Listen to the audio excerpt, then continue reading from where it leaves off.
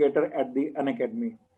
So as I promised to you that I will bring on the toppers so that they can tell about their success story and they can share some tips and tricks so that you can clear the GATE examination, especially the GATE 2021. Okay, the guidance from the toppers, the strategy that they applied during their preparation, and all the other things that helped them to crack a very good rank in the GATE will also help you to crack the GATE 2021. Okay, there is a saying that if you want to be successful, there is only one thing, one shortcut, that follow a successful person. So if you want to crack GATE, then follow somebody who have cracked the GATE exam. And with me, Mr. Rahul Agrawal is there, scored All India rank of 24 in the GATE 2020. So the way he prepared for the GATE exam, the way he attempted the question, the way he revised the subjects, the manner in which he managed the 3 hours, he managed all the time before the GATE for the preparation. He will share each and everything, the tips and tricks, the revision strategy, the paper attemptation strategy and everything.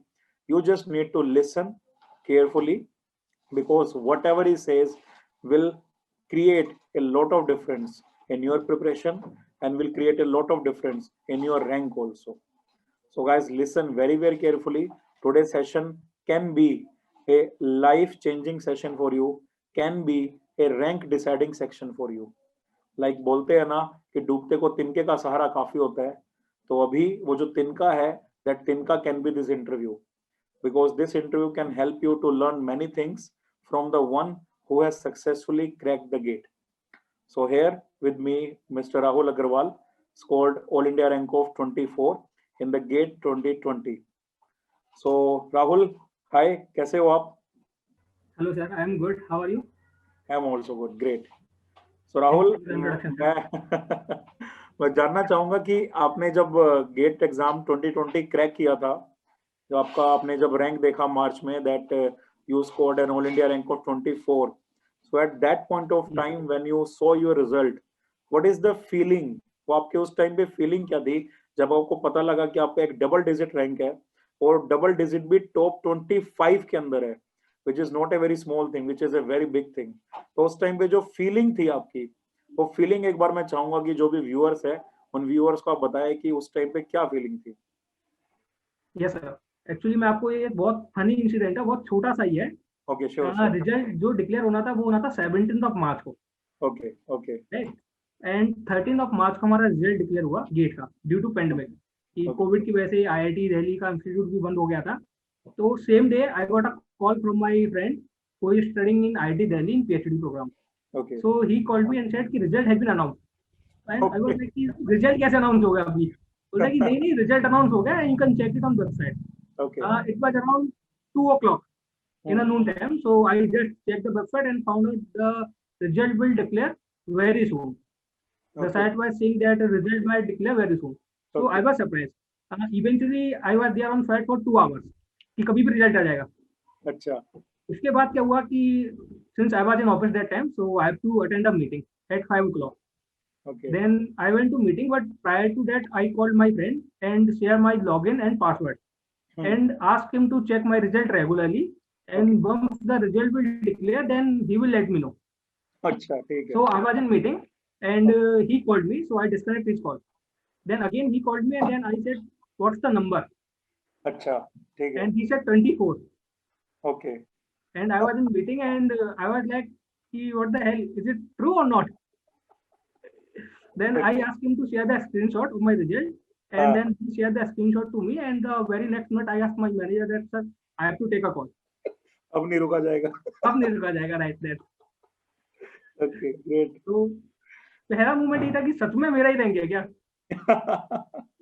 Seriously. Because जो dream किया था कहीं ना कहीं मैं इतना अच्छा rank लेकर आऊंगा, वो ड्रीम फुलफिल हो रहा था आपके सामने.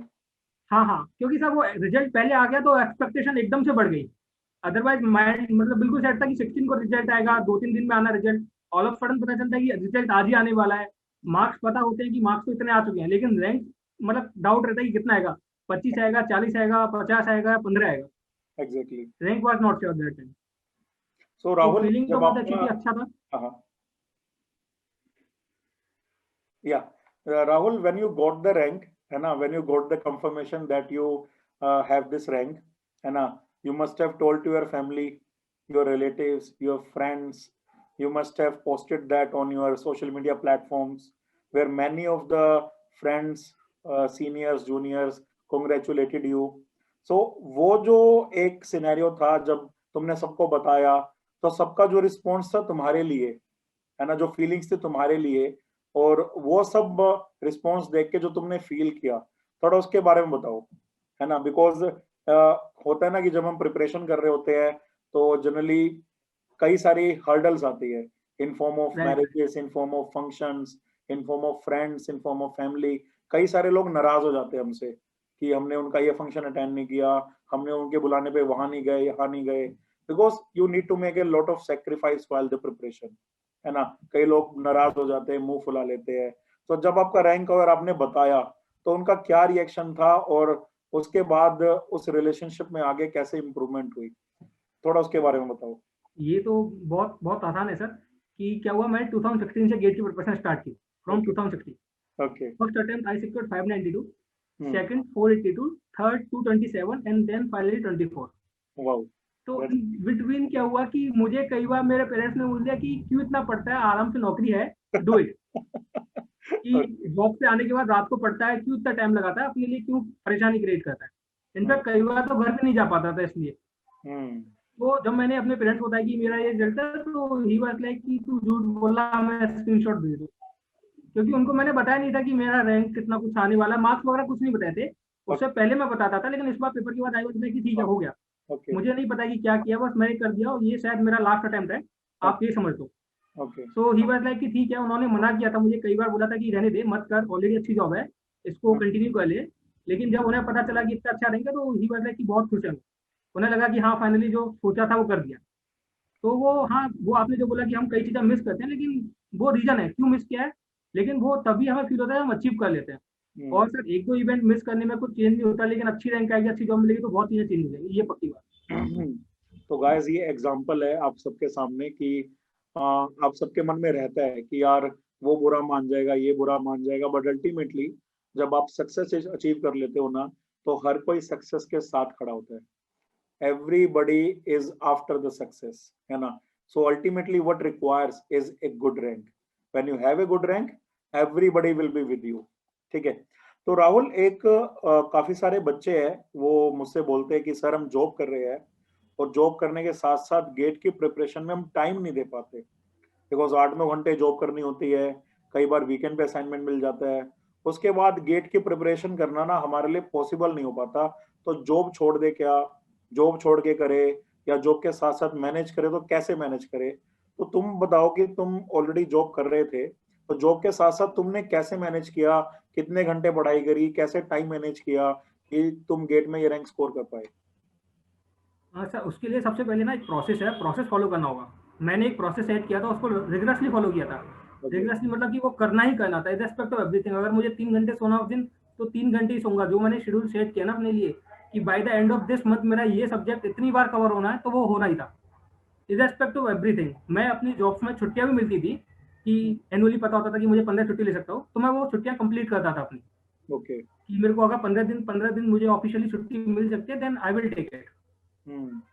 तो मैं 15 दिन छुट्टी रखता था अपनी, कि एटलीस्ट 15 में है। तो उसमें बाकी 8 आवर्स 9 आवर्स जॉब है। एग्री की जॉब थोड़ा सा हेक्टिक हो जाता है, जॉब से आने के बाद पढ़ने में थोड़ी दिक्कत होती है। लेकिन अगर आपने सच में ड्रीम किया हुआ है, माइंडसेट बनाया हुआ है कि ये करना ही करना है, तो उसके लिए फिर आपको एक शेड्यूल बनाना होगा, उस शेड्यूल को रिगरसली फॉलो करना होगा। और मैं बोलना चाहूंगा, जो लोग जॉब कर रहे हैं ना, उन लोगों के लिए जो अगले 2.5 महीने है, अभी जो गेट 2021 होने वाला है, वो बहुत इंपॉर्टेंट है। क्योंकि इस 2.5 महीने में उन लोगों के पास कम टाइम होगा comparative to those who are in final year और who are in drop year. तो उन्हें ये 2-2.5 महीने बड़े अच्छे से निकालने हैं। अभी ये टाइम है रिवीजन का, प्रॉपर रिवीजन कीजिए, प्रीवियस ईयर्स लगाइए और मॉक्स लगाइए। क्योंकि जितने आप मॉक्स लगाओगे इस समय, वो आपको फायदा देने वाले हैं डायरेक्टली एग्जाम में। और मॉक लगाने का भी एक प्रॉपर तरीका है कि आप मॉक लगाने के बाद ये नहीं कि मेरे 60 नंबर आ गए, 65 नंबर आ गए, दैट इज सफिशिएंट। आपको एनालिसिस करना है कि जो 35 या 40 नंबर कम हुए ना, उसके पीछे का लॉजिक क्या है।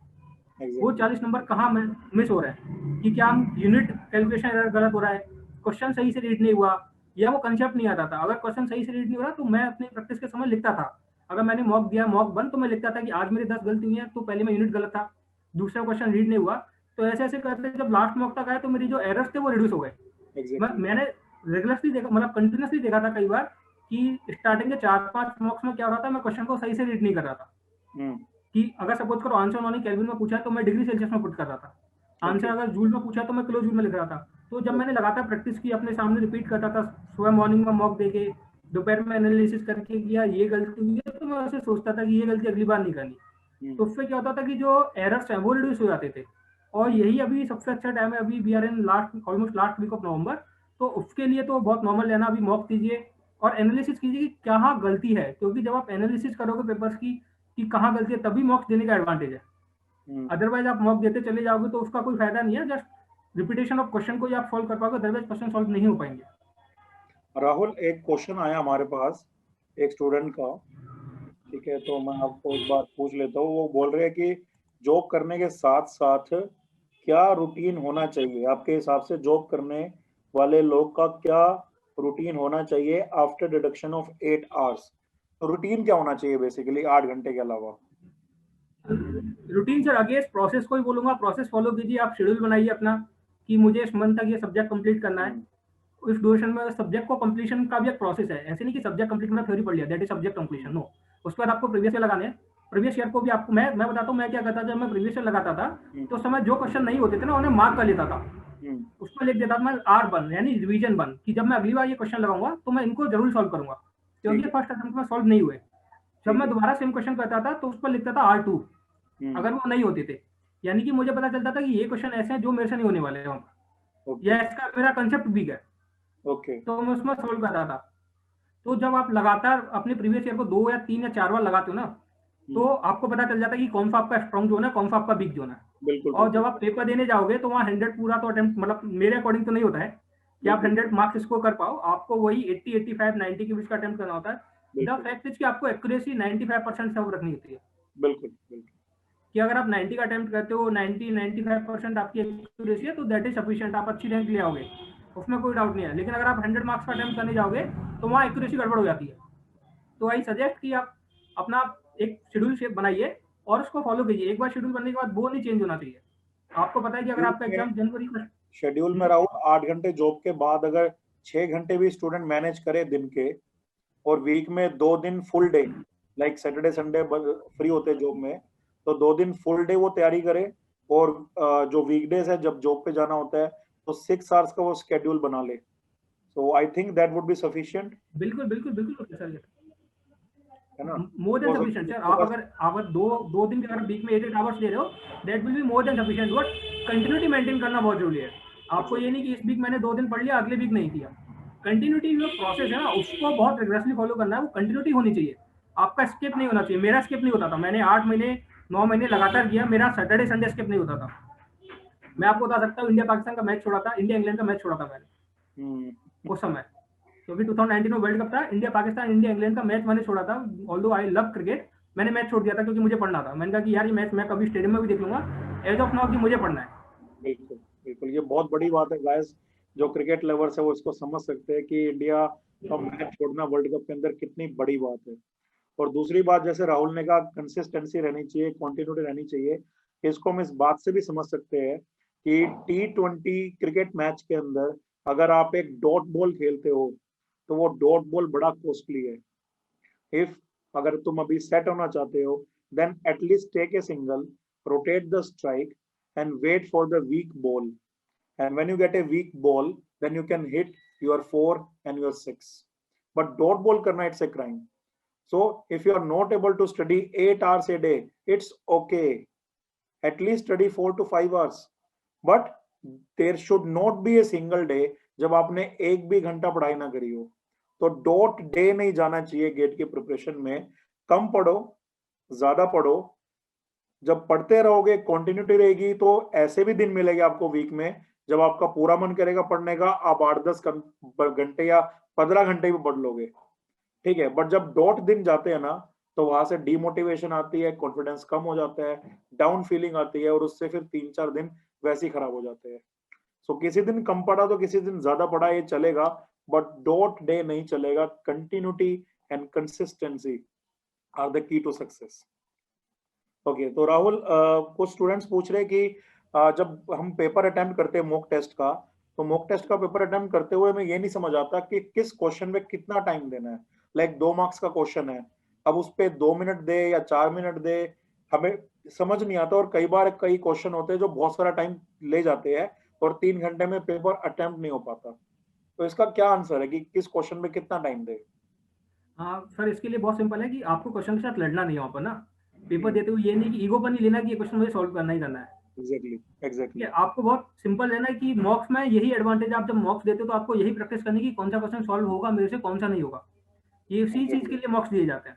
आपको वो यही प्रैक्टिस करनी है कि जैसे सर ने बोला क्रिकेट में आप कौन सी बॉल छोड़ोगे, कौन सी खेलोगे। ठीक, तो आपको यही प्रैक्टिस करनी है कि कौन सा करना है, कौन सा छोड़ना है। और ये प्रैक्टिस आती है जब आप लगातार प्रीवियस ईयर्स, लगातार लेक्चर्स या जो भी आप नोट्स बनाए हैं उनको रिवाइज करते रहते हो, तो आपको पता चलता है कि यार ये मेरा वीक जोन है, ये मेरा स्ट्रॉन्ग जोन है। और वहां किसी भी क्वेश्चन के साथ फाइट नहीं करनी। आपको पता होगा कि एक 2 नंबर का जो क्वेश्चन है, आपको हार्डली 2 या 2.5 मिनट से ज्यादा नहीं लगेगा अगर एक्चुअली वो सॉल्व करना आता है तो। और नहीं आता है तो आप 3 घंटे बैठिए, पेपर में वो क्वेश्चन नहीं होगा। मेरे साथ हुआ था, मैंने गेट के पेपर में एक फ्लूट फ्लू का क्वेश्चन था, देखते ही स्किप किया था। मैंने कहा कि ये क्वेश्चन अगर 3 घंटे क्या 3 दिन भी दोगे तब भी नहीं करूंगा मैं।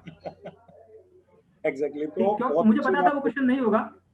एग्जैक्टली, तो बहुत अच्छी इसलिए बात तो बोली ऐसा राहुल नहीं ने कि 2 नंबर के लिए लड़ना है।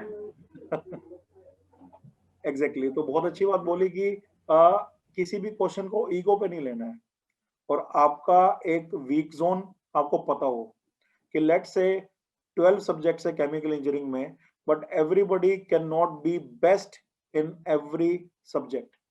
तो आपको उन 12 में से ना प्रायोरिटी वाइज ये फाइंड आउट करना है कि इस 12 में से मेरे प्रायोरिटी लिस्ट में टॉप 9 कौन से है या टॉप 10 कौन से है। सो दैट गेट में जब आप क्वेश्चन अटेम्प्ट करो तो आइडियली ये होना चाहिए कि उन टॉप 9 या टॉप 10 में से क्वेश्चंस पहले अटेम्प्ट करो, है ना। और किस क्वेश्चन में कितना टाइम देना है, ऑब्वियसली जैसे राहुल ने बताया कि पीवाईक्यूज अगर हम करते रहे, मॉक टेस्ट अगर हम देते रहे, तो हमें पता लग जाता है कि किस टाइप का क्वेश्चन हम कर सकते हैं। ओके, और एक रिसर्च के हिसाब से मैंने पढ़ा था, एक रिसर्च के हिसाब से ये बोला गया है कि हम कॉम्पिटिटिव एग्जाम में वही क्वेश्चन सोल्व कर पाते हैं जिस टाइप का क्वेश्चन हमने पहले किया होता है ना। मतलब तुमने अगर पीवाईक्यूज लगा लिए, सारे मॉक टेस्ट दे दिए और हर क्वेश्चन की प्रैक्टिस कर दी, तो गेट में तुम क्वेश्चन अटेम्प्ट कर पाओगे। बट कोई ऐसा क्वेश्चन तुम्हें दिखा है जो तुमने शायद पीवाईक्यूज में भी नहीं पढ़ा, जिसका कंसेप्ट भी तुम्हें थोड़ा थोड़ा आता है, और जिसमें मॉक टेस्ट में भी जिस क्वेश्चन की तुमने एज सच प्रैक्टिस नहीं की है, तो मेरी एडवाइस है कि उस क्वेश्चन को लास्ट के लिए बचा के रखो। पहले उन क्वेश्चंस को अटेम्प्ट करो जो तुम्हारे देखे हुए हैं, जो तुमने पहले सोल्व किए हुए हैं, maybe in mock test और मे बी इन पीवाईक्यूज। तो ये रिसर्च बोलती है कि एक स्टूडेंट कॉम्पिटिटिव एग्जाम में वही क्वेश्चन अटेम्प्ट कर पाता है मोस्टली जो उसने पहले अटेम्प्ट किए होते हैं। ठीक है, सो जैसे राहुल ने बताया, अपना वीक जोन याद रखो, और वीक जोन अगर याद रहेगा तो तुम आसानी से मार्क्स स्कोर कर सकते हो। राहुल, एक स्टूडेंट का क्वेश्चन है कि उन्होंने सारे सब्जेक्ट पढ़ लिए, रिवाइज भी कर लिए, और वो पीवाईक्यूज भी लगा चुके हैं, बट स्टिल कई कई बार ऐसी फीलिंग आती है कि यार मैंने कुछ भी नहीं पढ़ा, मैं सब भूल गया। तो ऐसे में क्या करना चाहिए कि क्या ऐसे में रिवीजन आगे कर रिवीजन सकते हैं? रिवीजन केवल जो रिवीजन करो, प्रीवियस ईयर्स लगाओ दोबारा से, क्योंकि हो सकता है कि कुछ ऐसे क्वेश्चन जरूर रहे होंगे जो नहीं हुए होंगे। 100% सॉल्व करना शायद प्रैक्टिकली पॉसिबल नहीं है, कुछ तो रहा होगा जो 2 या 4 या 5% क्वेश्चन नहीं होंगे। रिवीजन रिवीजन बहुत जरूरी है, क्योंकि ये वो टाइम है, अभी आपने पीक कर लिया है, लेकिन यस, शायद हो सकता है कि आने वाले टाइम में आपका पीक ऊपर चला जाए। एग्जैक्टली। ठीक है, तो अभी रिवीजन करना जरूरी है। अगर आपने इस समय अपनी कोशिश छोड़ दी ना, इस समय अगर प्रैक्टिस छोड़ दिया और रिवीजन छोड़ दिया, तो ये 2.5 महीने एकदम बेकार हो जाएंगे आपके लिए, और जो आपने पीक अटेन किया ना वो छूट जाएगा हाथ से। तो अभी नहीं छोड़ना, अभी अपना पीक को मेंटेन करो, रिवीजन पूरा करो, प्रीवियस ईयर्स दोबारा से लगाओ, 4 बार लगाओ, 5 बार लगाओ। अगर आपने कर दिया तो बहुत अच्छी बात है, एक और बार लगाओ। जितनी बार लगाओगे उतने आपकी प्रैक्टिस अच्छी हो जाएगी, क्योंकि वहाँ वही क्वेश्चन मिल रहे हैं जो प्रीवियस ईयर्स का है। एग्जैक्टली, 50-60% आपको पेपर में मिलेगा ही मिलेगा। तो एग्जैक्टली। जितना जल्दी आप क्वेश्चन को पिक कर लोगे वहां पर कि क्या पूछा गया है, वो उतना ही अच्छा है। और ये बहुत अच्छी बात है, आपने कर लिया रिवीजन, लेकिन अभी भी इनफ टाइम है, दोबारा रिवीजन करो, 3 बार करो, जितना करोगे उतना फायदा पेपर में मिलेगा। ये शायद अभी नहीं समझ में आएगा, लेकिन जब पेपर देकर निकलोगे तो समझ में आ जाएगा कितना एडवांटेज हुआ था इफ 2-2.5 महीने का। एग्जैक्टली, तो बिल्कुल ठीक बात बोली राहुल आपने। कई क्या होता है कि कई बार स्टूडेंट ये सोचते हैं कि उन्होंने एक बार सब्जेक्ट अपनी तरफ से कर लिया तो बस हो गया, अब उन्हें दोबारा करने की जरूरत नहीं है, अब बस वो मॉक टेस्ट लगाते रहे और होता रहेगा। बट कहीं ना कहीं ऐसे नहीं होगा। जो सब्जेक्ट उन्होंने किया है, जो नोट्स उन्होंने बनाए हैं, उन नोट्स को बार बार पढ़ना जरूरी है। जो पीवाईक्यूज है, उन पीवाईक्यूज को बार बार सोल्व करना जरूरी है। और जितनी बार आप रिवाइज करोगे, आपके लिए उतना ही आसान हो जाएगा मॉक टेस्ट को अटेम्प्ट करना और गेट को अटेम्प्ट करना। और ये तो मैं मास ट्रांसफर भी सिखाता है कहीं ना कहीं, बिकॉज मास ट्रांसफर में डिस्टिलेशन कॉलम को स्टार्ट करने से पहले हम हमेशा टोटल रिफ्लक्स पर रन करते हैं। सो कॉलम को टोटल रिफ्लक्स पर रन करने का कोई तो रीजन है ना, कि जो इक्विलिब्रियम शायद 6-7 मंथ्स में आने वाला था, टोटल रिफ्लक्स पे ऑपरेट करने की वजह से वो इक्विलिब्रियम 3-4 दिन में आ जाता है। So desirable conditions can be achieved if you run on the total reflux, nothing coming in, nothing going out. कोई चीज पे ध्यान नहीं देना, सिर्फ और सिर्फ अपने आप को एनरिच करवाते रहना है, रिवाइज करते रहना है, revise again, revise again, revise again, total reflux की तरह। Ultimately you can achieve the success. तो बिल्कुल ठीक बोला राहुल आपने। ये बताइए राहुल कि गेट की जर्नी में रिवीजन का कितना इंपॉर्टेंस है, बिकॉज बहुत से बच्चे कहते हैं कि हमसे ना एक बार अगर पढ़ लिया तो हमसे दोबारा नहीं पढ़ा जाता, हम नए क्वेश्चन कर लेंगे। हाँ, बच्चे क्या कहते हैं कि एक नहीं, दो नहीं, 3 टेस्ट सीरीज ज्वाइन कर ली, कभी इस बुक से क्वेश्चन कर रहे हैं तो कभी उस बुक से क्वेश्चन कर रहे हैं, सारे टेलीग्राम ग्रुप ज्वाइन कर लिए, जो क्वेश्चन नहीं आ रहा उसका स्क्रीनशॉट भेज के ग्रुप में भेज रहे हैं, आंसर चाहिए, बस सॉल्यूशन क्वेश्चन सोल्व करने की तरफ उनका ध्यान है, बट कहीं ना कहीं अपने नोट्स रिवाइज करने की तरफ उनका ध्यान नहीं है। तो रिवीजन कितना जरूरी होता है एक कैंडिडेट की जर्नी में, अगर गेट क्लियर करना है तो?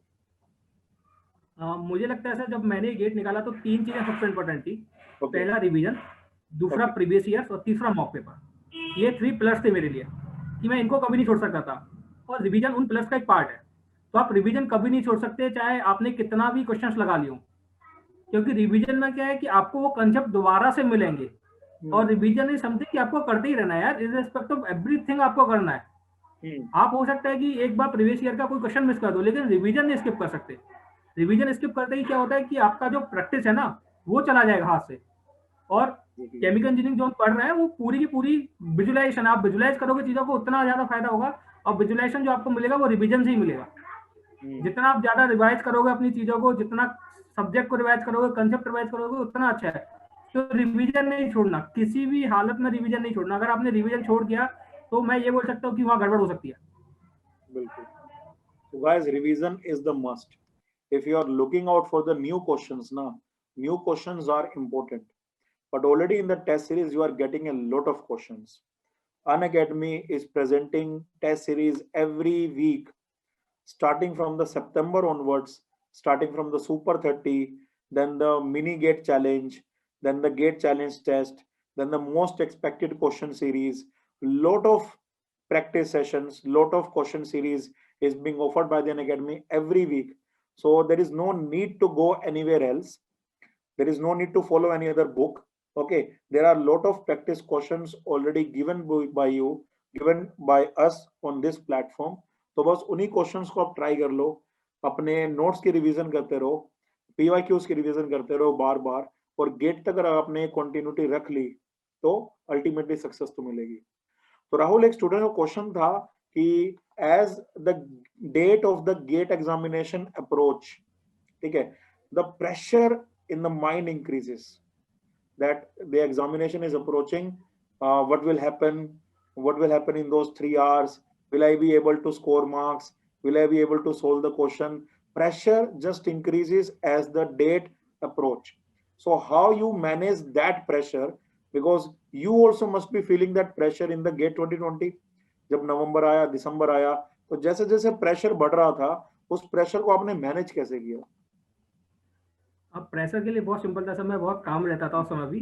Okay. कि अपना आराम से, और ये बहुत जरूरी था कि यार देखो, एक पेपर है, 3 आवर्स है, आप जितने काम होके वहां जाओगे, जितना रिलैक्स होके जाओगे ना, अपना जो 8 आवर्स स्लीप है उसको जितना कंप्लीट करोगे, क्योंकि अभी लास्ट के 2-3 दिन में कुछ नहीं होने वाला, क्योंकि जो आपको प्रिपरेशन करनी थी वो आप थ्रू आउट द ईयर कर रहे हो। लास्ट के 2-3 दिन में आपको कुछ भी नया नहीं मिलने वाला, जो मिलना था वो आप कर चुके ऑलरेडी। तो जितना रिलैक्स रहोगे अपने आप को, जितना काम रख पाओगे उस सिचुएशन में वहां पर, तो ही अच्छा है।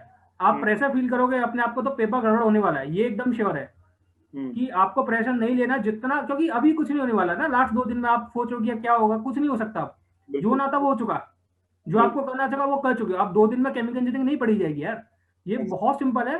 2 दिन में कुछ नहीं होगा, जितना 2 दिन में बस हो सकता है तो क्या कि 2 दिन में अच्छा पेपर निकाल सकते हो। अगर आप कूल रहोगे, अपने आप को काम रखोगे, पेशेंस रखोगे ना, तो पेपर बहुत अच्छा निकल जाएगा। लेकिन अगर आपने ऐसा किया कि यार पेपर का क्या होगा, पेपर में क्या क्वेश्चन आएगा, क्या नहीं आएगा, तो नहीं हो पाएगा। आपको बहुत रिलैक्स रहना है, बहुत शांति से एकदम आराम से जाके 3 घंटे का पेपर है, और पेपर हर साल होता है, ये भी याद रखना है। और ठीक, तो ऐसा नहीं कि यार यस, कि ये पेपर ही जिंदगी है, बहुत सारी चीजें। हाँ, मैं मानता हूँ कि जो आपने टाइम दिया होता है, एवरीबॉडी वांट अ रिजल्ट, कि यार मेरे को रिजल्ट मिलना चाहिए, I already put that much of time yes, for this exam, so you actually deserve a result. तो डिजर्विंग के लिए आपको आखिरी के 2-3 दिन बहुत शांति से निकालना है। और सोने का अपना मेक श्योर कर लेना कि आप 8 या 10 घंटे सो लो एक रात पहले।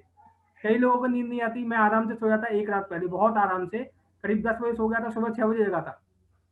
तो 8 आवर्स स्लीप इज मस्ट। मैं बोलो मस्ट, मतलब बहुत लोग हैं जो बिलीव नहीं करेंगे, लेकिन आप जब आराम से सो के जाते हो ना, रिलैक्स होके जाते हो, तो जो आपकी एफिशिएंसी है वो ऑटोमेटिक बढ़ जाती है वहां जाके। Exactly, exactly.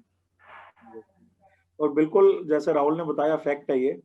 और इसमें मैं एक पॉइंट और ऐड करना चाहूंगा कि जब आपकी प्रिपरेशन उस लेवल पे होती है ना, तो प्रेशर फील नहीं होता, एक्साइटमेंट फील होती है कि जल्दी से पेपर करवा लो, वेट नहीं हो रहा कि 7 फेब को पेपर है, नहीं 2 फेब को हो जाए। अब तो एक्साइटमेंट है, मतलब वेट ही नहीं हो रहा कब पेपर आएगा, कब मैं उसमें स्कोर करूंगा, कब मेरा रैंक आएगा। That is what you feel if you have that level of preparation. So pressure होता है जब प्रिपरेशन यहाँ होती है, एक्साइटमेंट होती है जब प्रिपरेशन यहाँ होती है। सो मेक श्योर आपकी जो प्रिपरेशन है वो उस लेवल की हो, तो प्रेशर फील नहीं होगा, एक्साइटमेंट फील होगी। तो राहुल, एक स्टूडेंट पूछ रहा है कि मैंने लेट प्रिपरेशन स्टार्ट की थी, I started the preparation late and so far I have completed only half of the subjects, 5 or 6 subjects. Now remaining months are 2.5. Now in those 2.5 months, he is confused that whether to go for the new subjects which are left or to go for the mock test. He is confused कि mock test दे, नए subject करे, पुराने को revise करे, इस 2.5 महीने को वो कैसे यूटिलाइज करे कि उसका एक रिस्पेक्टेबल रैंक आ जाए गेट के अंदर। तो क्या सजेशन रहेगा आपका? जो आपने 5 या 6 सब्जेक्ट किए हुए हैं, पहले तो उनको बहुत अच्छे से करो, उनकी प्रैक्टिस डेली करो। आपको नंबर्स ऑफ आवर्स बढ़ाने पड़ेंगे अपनी स्टडी के, 2.5 महीने सफिशिएंट। जो रिमेनिंग सब्जेक्ट हैं वो डिपेंड करता है कि आपके बड़े या छोटे हैं। अगर आपके माइनस सब्जेक्ट्स हैं, लाइक इकोनॉमिक्स है, या फिर प्रोसेस कैलकुलेशन है, या फिर अगर देखा जाए कि ये केमिकल टेक्नोलॉजी जैसा सब्जेक्ट है, तो वो बहुत आसानी से हो जाएंगे। अगर आपके मेजर सब्जेक्ट है, मास ट्रांसफर है, हीट ट्रांसफर है, तो आपको टाइम बढ़ाना पड़ेगा। और लेकिन ये जो टाइम है ना, 2.5 महीने, आपको तीनों चीजें करनी पड़ेंगी। मॉक्स भी देना पड़ेगा बैठ के, आपको रिवीजन भी करना पड़ेगा, नए सब्जेक्ट को पढ़ना भी पड़ेगा। और अगर आपको एक रेस्पेक्टेबल रैंक चाहिए, तो जो रिमेनिंग 5 सब्जेक्ट है उनको बाइफरेट करना पड़ेगा कि यार इस सब्जेक्ट में से कितने मार्क्स का पेपर आता है, उसके अकॉर्डिंग आपको अपनी प्रायोरिटी सेट करनी पड़ेगी। अगर कोई बड़ा सब्जेक्ट है तो उसको भी कर सकते हो, अदरवाइज 2 छोटे सब्जेक्ट भी कर सकते हो। और मेरे अकॉर्डिंग इस समय अगर आप 2 छोटे सब्जेक्ट करते हो तो वो ज्यादा बेटर है, क्योंकि वहां जो सॉल्व करने की आपकी प्रोबेबिलिटी है वो ज्यादा हो जाएगी, ज्यादा देन कि आप एक बड़े सब्जेक्ट के लिए जाओ इस समय। बिल्कुल। तो बिल्कुल ठीक बोला राहुल ने कि ये मत सोचो कि आपको पूरा सिलेबस करना है, ये मत सोचो कि 12 के 12 सब्जेक्ट आपको फिनिश करने हैं।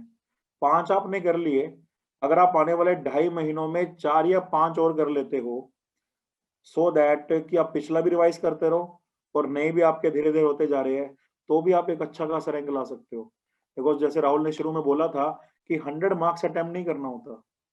अगर आप 85 to 90 अटेम्प्ट करते हो और उस 85 to 90 में आपके 70 प्लस आ रहे हैं, तो 70 प्लस मार्क्स लेकर आना मतलब डबल डिजिट के आप पास पहुंच जाओगे या डबल डिजिट में आ जाओगे। तो 70 plus marks is always a safer score to be in the top 100, है ना। तो सोचना नहीं है, टेंशन लेनी है, काम करना है कि 5 कर लिए, वेरी वेल, उन्हें रिवाइज करते रहो और अगले सब्जेक्ट्स पे फोकस करो। और जैसे राहुल ने बोला, ट्राई करो कि छोटे सब्जेक्ट्स पहले कर लो। देखो छोटे सब्जेक्ट्स करोगे तो तुम्हारे माइंड में नंबर आएगा कि नहीं अब 5 नहीं 7 हो गए। तो जैसे ही माइंड को पता लगेगा 7 हो गए, माइंड विल फील कॉन्फिडेंट कि हमने 50% से ज्यादा कर लिया। तो नंबर गेम है ये, नंबर गेम है ना। तुम बड़ा सब्जेक्ट करोगे तो माइंड को तुम ये नहीं बता सकते कि बड़ा सब्जेक्ट किया है, माइंड तो नंबर पे काम करता है। तो छोटे सब्जेक्ट पहले कर लो, नंबर बढ़ जाएगा, कॉन्फिडेंट फील करोगे, और फिर धीरे धीरे आप सब्जेक्ट्स भी करते रहो, और वीक में एक टेस्ट देते रहो। कितने मॉक टेस्ट आपको देने हैं? A week one mock test is enough. And कुछ स्टूडेंट्स पूछ रहे हैं कि एक टेस्ट सीरीज से 2 टेस्ट सीरीज दे। एक टेस्ट सीरीज, राहुल क्या बोलते हो कि एक टेस्ट सीरीज काफी है या 3-4 जगह ध्यान देना पड़ेगा? नहीं, एक ही टेस्ट सीरीज काफी है, लेकिन उसको पूरा करो। जो भी टेस्ट है मेरे अकॉर्डिंग 10 या 12 टेस्ट भी आपके लिए सफिशिएंट होते हैं, क्योंकि 10-12 टेस्ट में आपको अराउंड 650 क्वेश्चन मिलते हैं। अगर रिपीटेशन भी है तो आपको अराउंड 400-450 क्वेश्चन मिल जाते हैं। That is more than sufficient apart from the previous year question. बाकी आप क्लासेस में बुक से कहीं से तो क्वेश्चन लगा ही रहे हो, तो एक टेस्ट सीरीज पर स्टे करो और उसको पूरा करो, उसको बीच में मत छोड़ो। ये नहीं करना चाहिए यार मैं यहाँ की भी कर लेता हूँ वहाँ की भी कर लेता हूँ, तो दिक्कत हो जाएगी। एक पर रहो लेकिन स्टिक करो उसको, और 100% करो उसका। हर एक क्वेश्चन आना चाहिए आपको एंड ऑफ द टेस्ट। अगर आपके पहले 60 नंबर है तो वो 40 नंबर का क्वेश्चन जो उसके हुआ वो भी आना चाहिए, क्योंकि तभी आप इम्प्रूव कर पाओगे। Okay, very good Rahul. अच्छा राहुल, एक स्टूडेंट क्वेश्चन पूछ रहे हैं कि she is preparing for GATE 2022। Okay, तो वो पूछना चाह रहे हैं कि आगे आने वाले टाइम में क्या लगता है आपको, फ्यूचर में पीएसयू जॉब्स का क्या सिनेरियो रहने वाला है, कि पीएसयू जॉब्स बढ़ेगी घटेगी 1-2 ईयर्स में, क्या सिनेरियो रहेगी, गेट की प्रिपरेशन करे ना करे? She is little bit confused, तो क्या कहते हो? डिपेंड करता है सर कि मतलब फ्यूचर वो किस पॉइंट ऑफ व्यू से देखना चाहते हैं। गेट से जस्ट पीएसयू नहीं मिलता आपको, एमटेक मिलता है आईआईटी से, आईएससी से भी, और बाकी बाहर की इंस्टीट्यूट भी आपको एडमिशन देते हैं गेट के थ्रू। तो पीएसयू, यस, बहुत लोगों का पीएसयू टारगेट होता है कि पीएसयू में जाना है। और ऑल्दो अगर आप यार मतलब 2 डिजिट रैंक लाते हो, 20, 30, 40 रैंक लाते हो, तो बहुत अच्छे चांस है इस एस्पेक्ट ऑफ फ्यूचर आपका सिलेक्शन हो जाएगा। और एक और चीज कि अगर आपका अंडर 50 रैंक आता है तो बार्क में केवल और केवल आपका इंटरव्यू मैटर करता है। जस्ट एक बार आपको कट ऑफ क्रॉस करना होता है गेट एग्जाम का।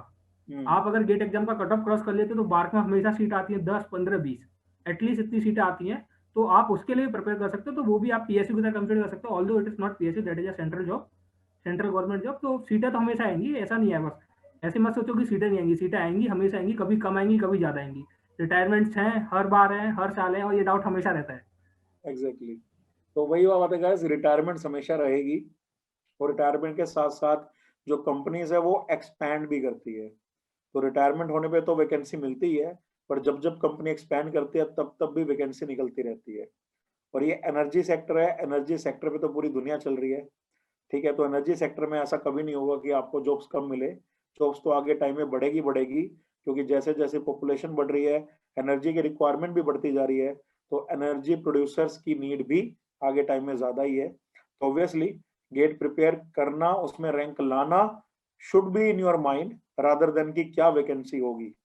बिकॉज क्या वैकेंसी होगी क्या नहीं होगी ये तो तब अच्छा लगेगा बात करना जब रैंक हमारे हाथ में हो, है ना। तो first idea should be to get a very good rank, and then आप देख सकते हो कि आपको कहाँ जाना है, पीएसयू जाना है या सेंट्रल गवर्नमेंट की जॉब में जाना है, कहाँ जाना है, ठीक है। ओके, तो राहुल, एक स्टूडेंट ने क्वेश्चन पूछा है कि जब मैं प्रीवियस ईयर क्वेश्चन अटेम्प्ट करता हूँ तो क्योंकि मैंने बार बार अटेम्प्ट कर रखे तो मुझसे हो जाते हैं और मेरे अच्छे मार्क्स आ जाते हैं, लेकिन जब मैं मॉक टेस्ट पेपर अटेम्प्ट करता हूँ तो मेरे मार्क्स उतने नहीं आ पाते।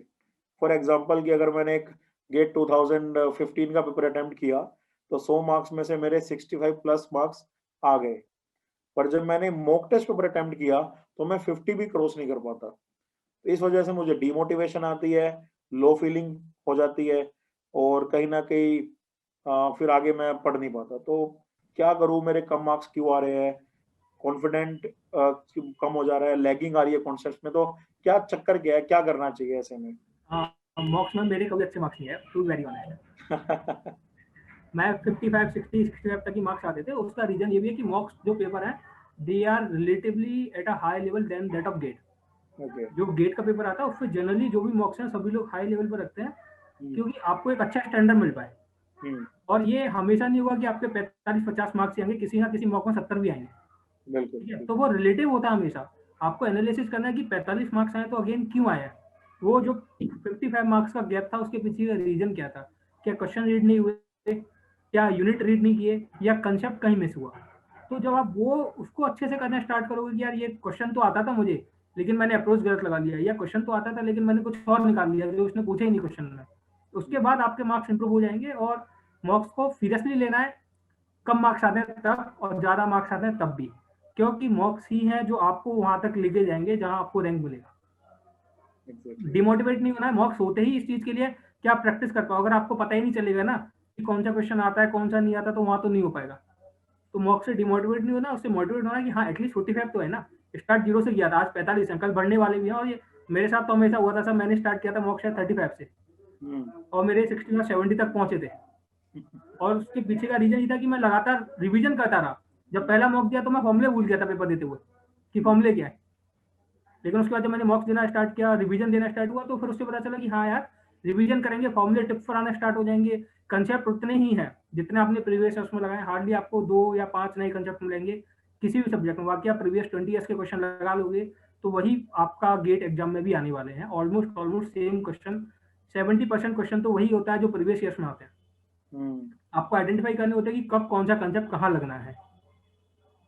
बिल्कुल बिल्कुल ठीक कह रहे हो। और ये होता है कि मॉक टेस्ट इसीलिए नहीं होते, मॉक टेस्ट गेट एग्जाम नहीं है, मॉक टेस्ट आपकी प्रैक्टिस के लिए ही है। और अगर मॉक टेस्ट में आपके कम मार्क्स आ रहे हैं तो इसका मतलब है कि कोई ना कोई आप मिस्टेक कर रहे हो। Identify that mistake, rectify that mistake, give the mock again, again आपके मार्क्स आएंगे, कम आएंगे। Identify the mistakes you are doing and then rectify the mistakes.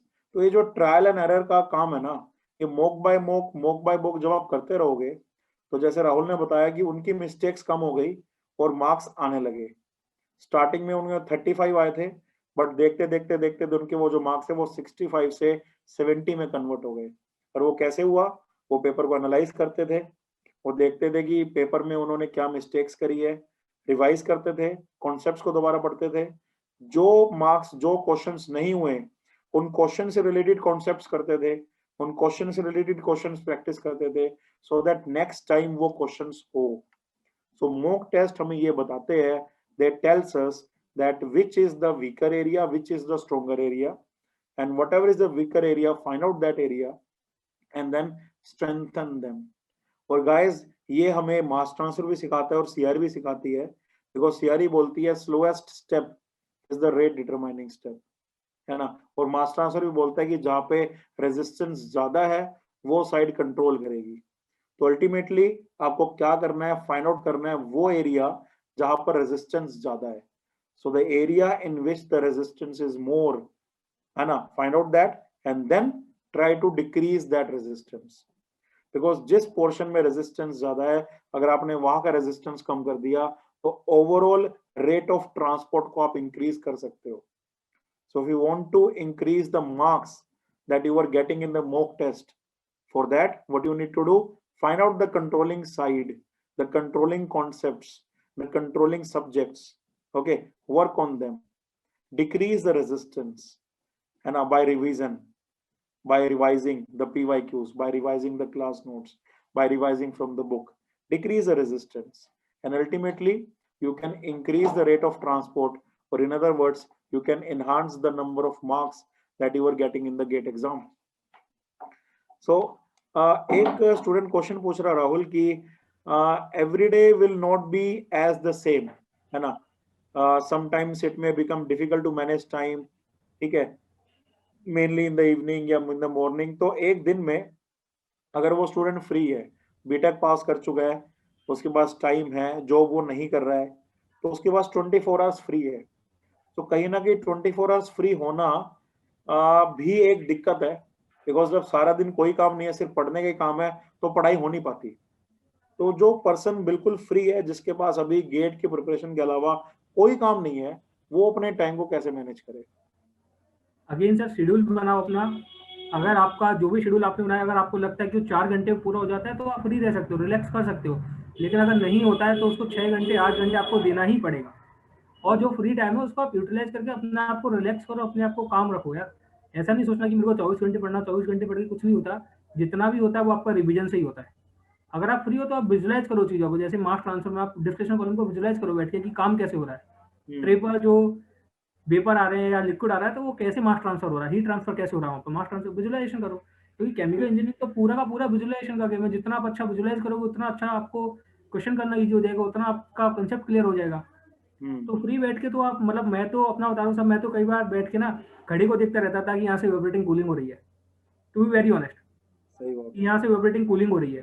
तो विजुलाइज पूरा का पूरा केमिकल इंजीनियरिंग विजुलाइजेशन का, जितना अच्छा आप विजुलाइज कर लोगे चीज़ों को तो उतना ही आपको एडवांटेज मिलने वाला है पेपर में भी। मतलब हो सकता है न्यूमेरिकल नहीं हो लेकिन थ्योरेटिकल तो कभी गलत नहीं हो। एग्जैक्टली। तो फ्री टाइम में रिलैक्स रहो, फ्री टाइम में ये नहीं सोचना कि मैं क्या करूँ यार। ऐसा नहीं है कि 24 घंटे पढ़ना ही पढ़ना है, अपना 8 घंटे पढ़ो, 9 घंटे पढ़ो, अभी बहुत सारी चीज़ें हैं, रिलैक्स रहो। लेकिन हाँ, वेस्ट मत करो टाइम को। एग्जैक्टली। अपनी दूसरी चीज़ों में इन्वॉल्व नहीं होना जो जरूरत नहीं है आपके पेपर के लिए, उन चीज़ों में नहीं इन्वॉल्व होना। टाइम पास नहीं करना है कि कहीं भी घूमने चले गए, कहीं भी कुछ कर लिया, क्योंकि शायद ये वो टाइम भी नहीं है अभी तो पेंडेमिक की वजह से। घर बैठ के आराम से अपना प्रिपरेशन करो और रिलैक्स, जितना रिलैक्स रहोगे उतना अच्छा कर लोगे पेपर में जाके। लेकिन शेड्यूल फॉलो होना बहुत जरूरी है, ऐसा नहीं कि पूरे टाइम रिलैक्स ही हो रहा है, शेड्यूल फॉलो नहीं हो रहा है। तो सबसे बड़ी बात राहुल ने बोली गाइस कि टारगेट्स बनाना जरूरी है।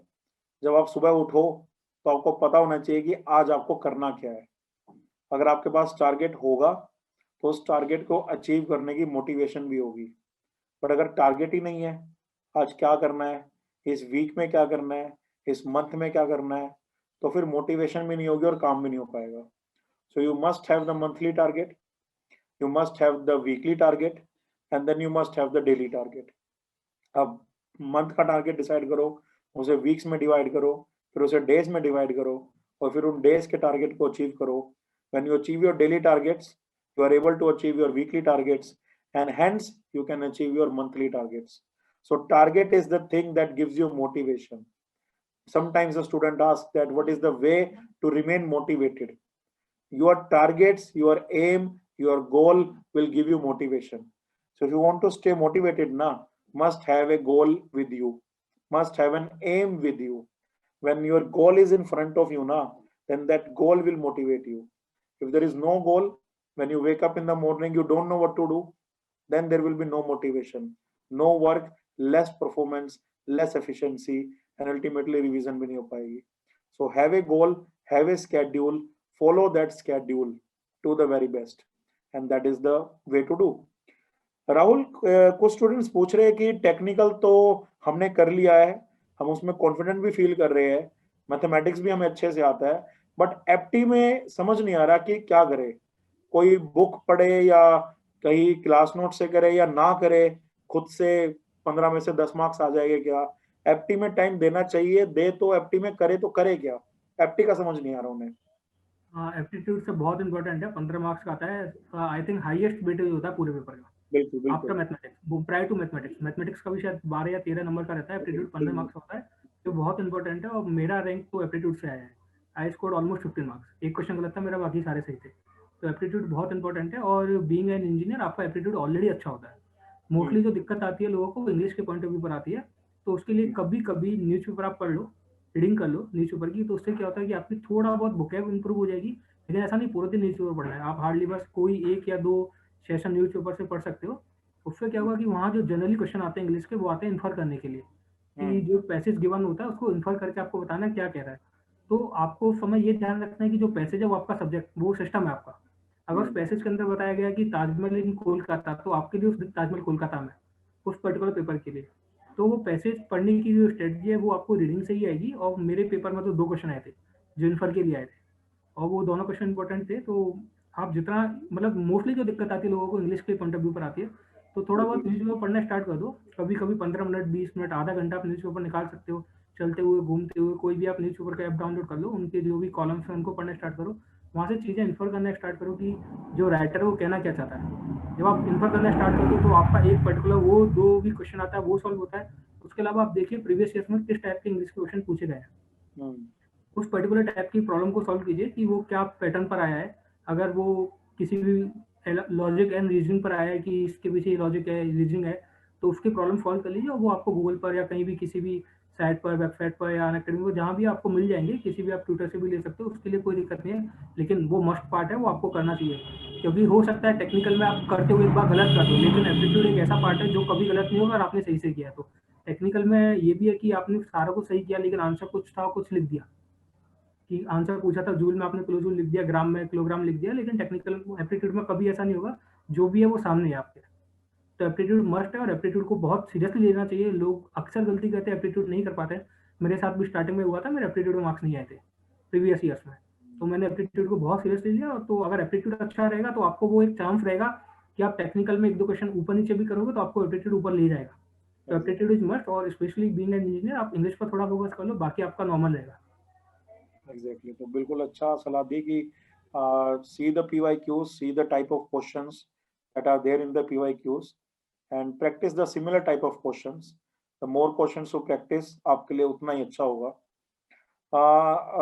राहुल, साहिर क्वेश्चन पूछ रहे हैं कि उनका एक फ्रेंड भी है जो उनका साथ एग्जाम की प्रिपरेशन कर रहा है, तो वो क्या एग्जाम की प्रिपरेशन एक दूसरे से डेली डिस्कस करे कि एक दूसरे से क्वेश्चन पूछ लिया, एक दूसरे के साथ बैठ के पढ़ लिए, ऐसा करना ठीक रहेगा क्या? Is it beneficial? हाँ, डिपेंड करता है कि आपका उस दोस्त के साथ टोन कैसा है। ठीक, और मेरे अकॉर्डिंग प्रिपरेशन के लिए आप इंडिविजुअल करो तो ज़्यादा बेटर है, क्योंकि आप ज़्यादा सीखोगे।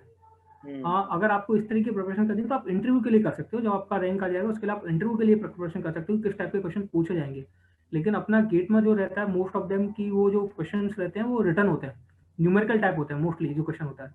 तो न्यूमेरिकल टाइप के लिए जो कंसेप्ट है वो आप खुद से सीखो तो ज़्यादा बेटर है, क्योंकि हो सकता है आपके दोस्त ने जो पढ़ा है वो शायद पूरा नहीं है, लेकिन आप टोटली उस पर रिलाई करके वो भी प्रिपरेशन कर रहा है। तो मेरे अकॉर्डिंग आपको खुद से पढ़ना चाहिए, और जब आप 100% श्योर हो जाते हो उस दोस्त पर कि यार उसने निकाला हुआ है, गेट में अच्छा रैंक लाया हुआ है, तो आप ले सकते हो सजेशन, अदरवाइज नहीं लेना चाहिए मेरे अकॉर्डिंग। आप इंडिविजुअल प्रिपरेशन करो तो ज़्यादा बेटर है कि आपको पता रहेगा, क्योंकि अगर उसने कोई भी कंसेप्ट मिस कर दिया तो वो आपका हमेशा मिस हो जाएगा, क्योंकि आपने उसी से पढ़ा है।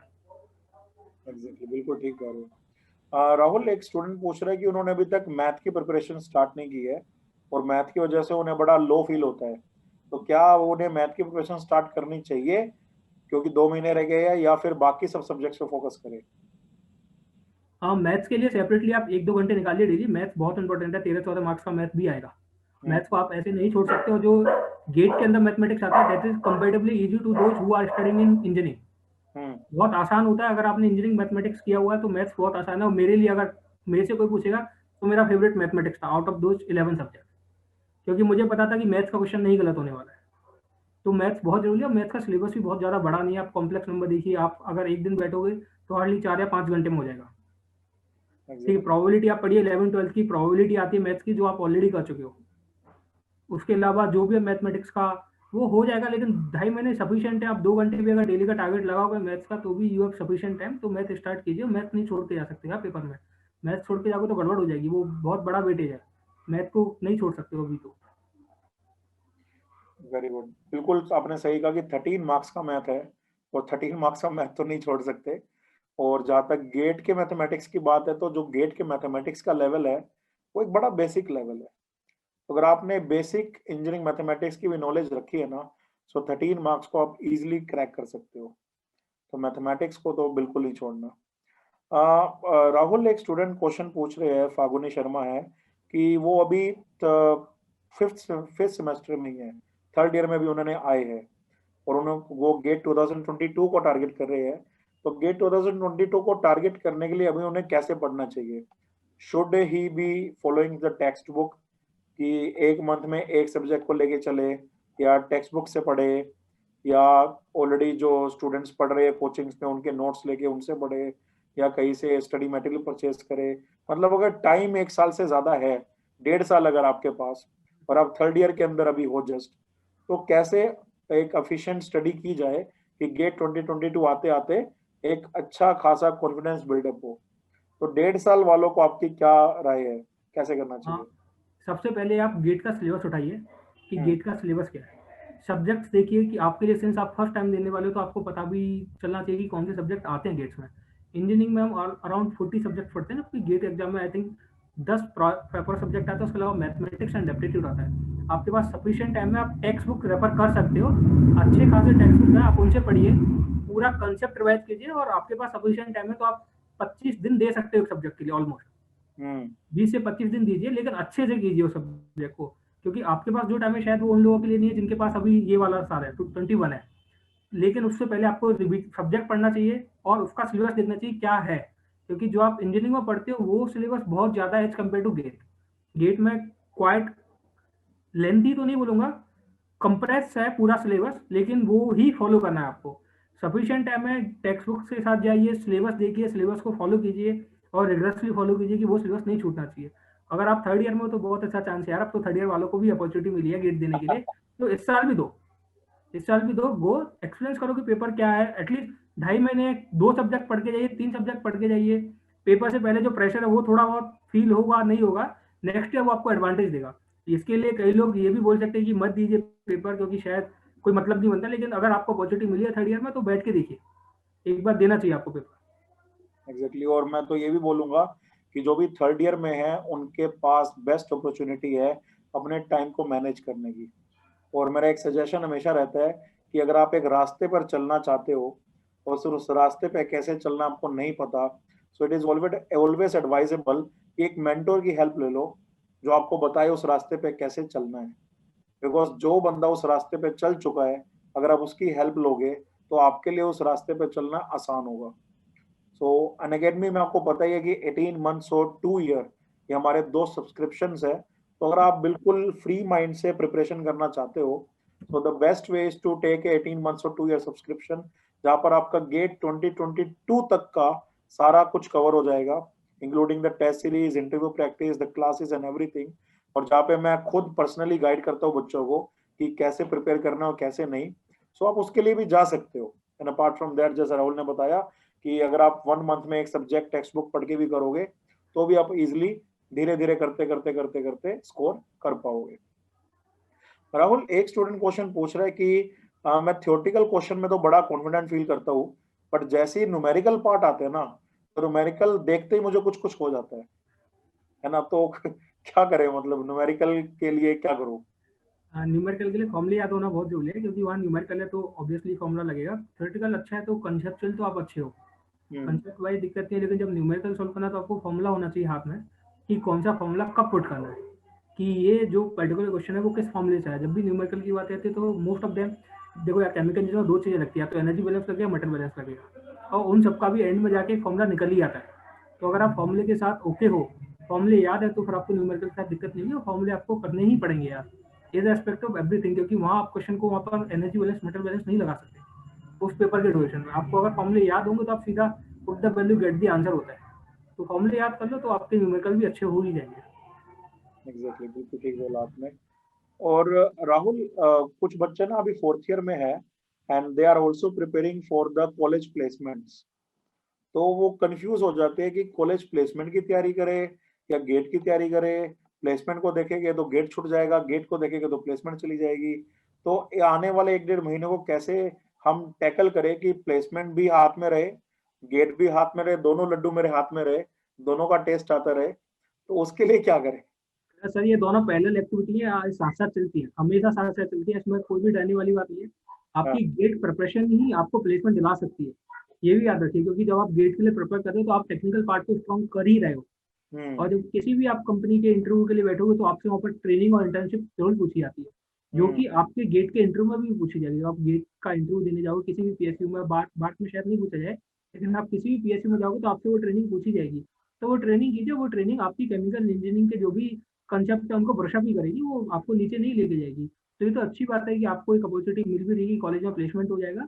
लेकिन उसके लिए अगर आपकी गेट की प्रिपरेशन है तो आपको हेल्प करेगी, आपको कहीं भी प्रिपरेशन में लैक नहीं लाना है। तो गेट भी आपके लिए इंपॉर्टेंट है, प्लेसमेंट भी इंपॉर्टेंट है। तो प्लेसमेंट के लिए जो आपने गेट का अपना टारगेट बना रखा है उसको अगर आप फॉलो करोगे तो इंटरव्यू में भी जाके बोल सकते हो कि वो पूछते हुए कि आपके कौन से 2 या 3 फेवरेट सब्जेक्ट हैं। लेकिन अगर आपने गेट के लिए प्रिपरेशन की होगी तो आप बोल पाओगे कि मेरा मास ट्रांसफर अच्छा है, मेरा हीट ट्रांसफर अच्छा है। लेकिन वो तभी अच्छा हो पाएगा जब आपने प्रिपरेशन किया होगा। तो गेट की प्रिपरेशन आपको इंटरव्यू के लिए हमेशा ही हेल्प करेगी, इज रेस्पेक्ट ऑफ एवरीथिंग। और ऐसा कुछ भी नहीं कि आपको एडिशनली प्लेसमेंट के लिए कुछ नहीं पढ़ना, जो आप गेट के लिए पढ़ रहे हो वही सफिशियंट है। बाकी कई कंपनियों का जीडी होता है, ग्रुप टास्क होता है, ग्रुप डिस्कशन होता है, तो वो आपको नॉर्मल रेगुलर लाइफ से आप न्यूज़पेपर का रीड करोगे थोड़ा बहुत और सोशल लाइफ के साथ करेंगे तो आपको तो पता चल ही जाएगा क्या बोलना है क्या नहीं बोलना, तो उसमें क्या दिक्कत नहीं आएगा। एप्टीट्यूड भी कंपनियों के इंटरव्यू में पूछा, रिटर्न में दिया जाता है, तो वो आप अपनी गेट के लिए भी पढ़ी रहे हो। टेक्निकल पार्ट आपका ऑलरेडी स्ट्रॉन्ग होगा जो आपका रिटर्न में पूछा जाएगा। तो अगर आप गेट के लिए प्रिपरेशन करें तो मुझे नहीं लगता कंपनी में आपको कभी दिक्कत आने वाली। एग्जैक्टली, बिल्कुल ठीक बोला आपने। एक ही चीज है ये, एक ही सिक्के के 2 पहलू है। आप गेट की प्रिपरेशन कर रहे हो तो अल्टीमेटली कंपनी के लिए खुद ब खुद प्रिपरेशन हो जाती है, कंपनी के लिए प्रिपेयर कर रहे हो तो गेट के लिए अपने आप खुद ब खुद प्रिपरेशन हो जाती है। तो दोनों को साथ लेके चलना है, किसी को करने के लिए किसी को छोड़ने की रिक्वायरमेंट नहीं है। राहुल, एक स्टूडेंट पूछ रहे कि मान लो गेट में क्वेश्चन आया, तो क्वेश्चन में डाटा है ना, एक न्यूमेरिकल क्वेश्चन है, क्वेश्चन का डाटा है, तो उस डाटा को पहले पेपर पे लिखे सारा, फिर क्वेश्चन को सोल्व करे, या न्यूमेरिकल क्वेश्चन को करने की स्ट्रेटेजी बेसिकली इज आस्किंग कि कैसे करना चाहिए, कि सारे क्वेश्चन का डाटा लिखे फिर सोल्व करे, या सिर्फ फॉर्मूला डाल दे सीधा फिर सोल्व करे, न्यूमेरिकल क्वेश्चन को अटेम्प्ट कैसे करे? हाँ, मेरे अकॉर्डिंग आप डेटा एक बार लिख लो पेपर पर, क्योंकि आपको बार बार स्क्रीन नहीं देखनी पड़ेगी। एक बार आप डेटा लिख लोगे, आप कॉन्फिडेंट हो जाओगे ये डेटा है, तो फॉर्मूला आपको अपने आप से विजुलाइज हो जाएगा कि यही फॉर्मूला यूज होना है।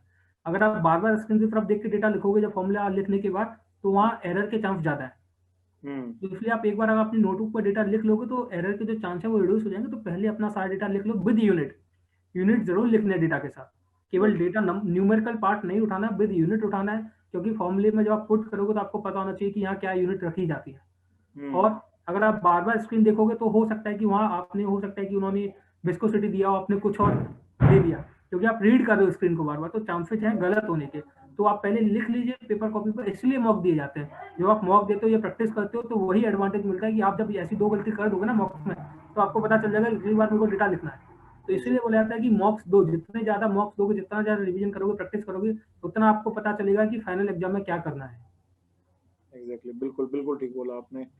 प्रैक्टिस, सिंपल सी बात है, ऐसा बोला जाता है कि अभ्यास के दौरान आप जितना पसीना बहाते हो, युद्ध के दौरान आपको उतना ही कम खून बहाना पड़ता है। तो जितना ज्यादा आप मॉक दोगे, the more you practice in the mock sessions, the better result you can achieve in the GATE and less mistakes you will do in the GATE exam. तो अभी टाइम है पसीना बहाने का, नहीं तो बाद में खून बहाना पड़ेगा, सिंपल सी बात है। ओके,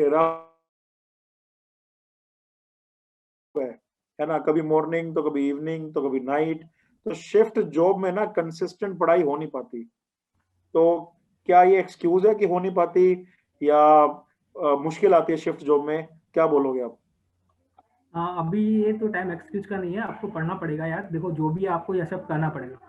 शिफ्ट जॉब है, एग्री की थोड़ा बहुत मुश्किल होगा compare to those who are working in a regular time या जिनका जनरल शिफ्ट है, लेकिन आप अपना ये नहीं छोड़ सकते। आप ऑलरेडी बहुत आगे निकल आए हो।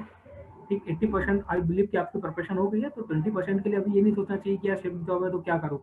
आपको अल्टीमेटली देखो जॉब में 8 आवर्स ही लगाने हैं।